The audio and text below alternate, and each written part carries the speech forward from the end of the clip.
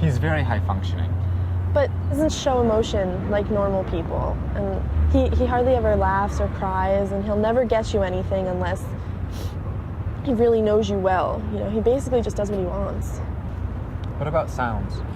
He's great for mimic, you know, music and words, but he just copies them. It's like he's not really there. Sylvie. I don't understand why I can't stay. Sylvie, what do you know about autism? Autism, it's a pervasive development disorder.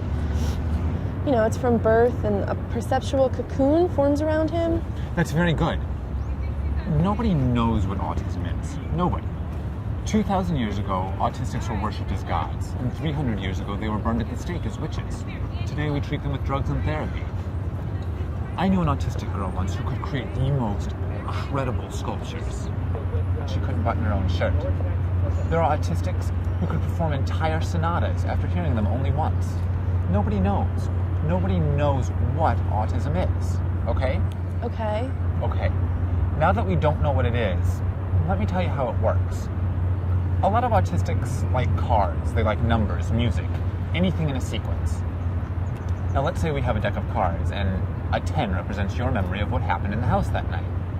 You have 100 different ways of getting to that memory, the smell of pumpkins or the creak of a floorboard. But not Tim. For Tim, the only way to get to that 10, that memory, is through the 9. And the only way to get to the 9 is through the 8. And so on and so on and so on.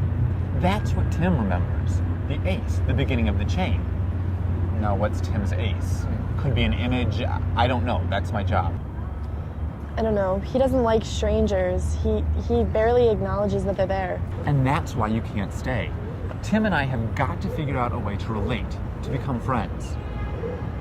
Now, I'm going to give you some Phenerol. I want you to take it twice a day. It'll help with the panic. No, I'm fine. And the nightmares. How'd you know? It's what I do.